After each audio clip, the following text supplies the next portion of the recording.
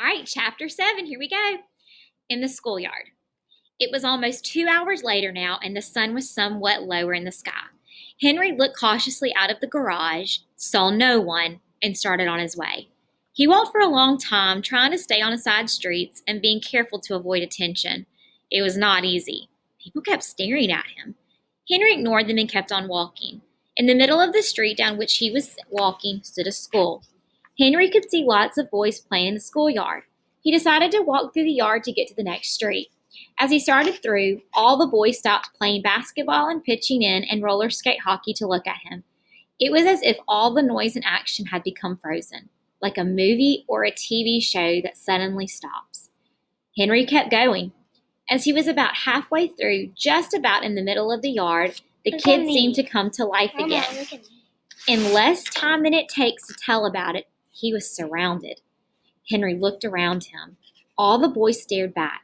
They had formed a tight circle around him. Henry didn't like it. One of the tallest boys, who looked a good deal older than Henry, spoke up.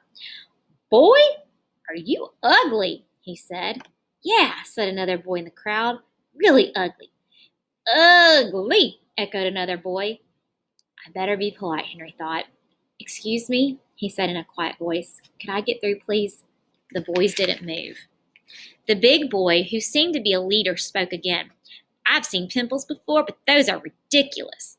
"They're not pimples," said another boy. "They're warts."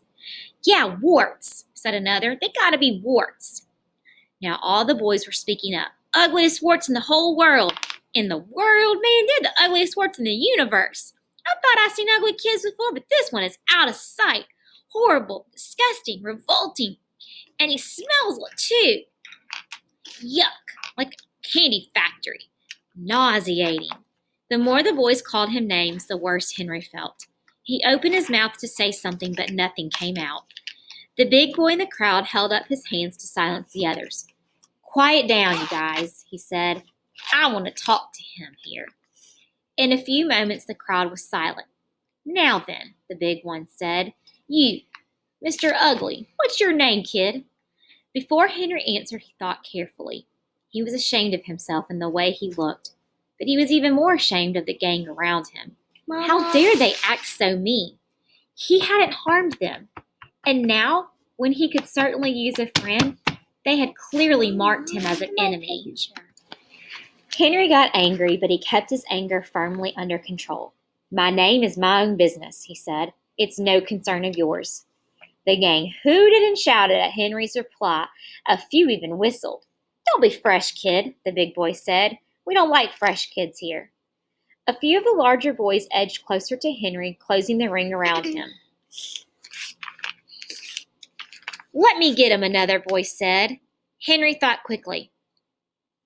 "I have a rare and mysterious disease. Whoever touches me will catch it." The gang stopped closing in on Henry. "Oh, yeah?" said the big boy. "You expect us to believe that?" "I don't care whether you believe it or not," Henry said. "You're bluffing." "Bluffing?" Henry said. "Touch me and you'll find out if I'm bluffing. I have chocolate fever, one of the most horrible and catching diseases in the world." "Chocolate fever?" echoed the big boy. "You're making it up." Henry could see that he had the crowd on the run. "Chocolate fever is the worst disease ever discovered on Earth," he said. "You know what happens if you get chocolate fever? Your whole head swells up. Your mouth gets dry. You break out in big chocolate spots like me. You begin to look ugly." Where's the big boy? And then the really bad stuff begins.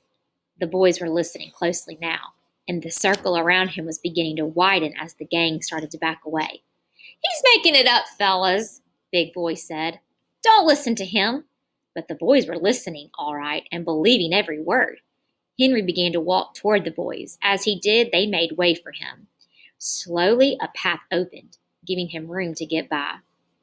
"Hey, I don't want anything to happen to you," Henry said as he passed through the ring of boys, "so you just better let me on by my way." None of the boys tried to stop him. Even Big Boy, as Henry passed close by, made no move to touch him. Just as Henry neared the outer ring of boys, he heard one of them exclaim, "Hey, I know who he is. I heard it on the radio when I came home from school. There's a kid who ran away from the hospital this morning, and the police are looking for him.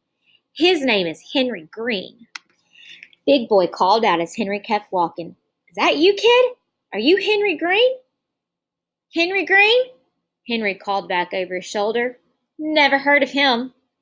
Just the same, as soon as he was clear of the schoolyard, Henry broke into a run and didn't stop until he had left the gang far, far behind him.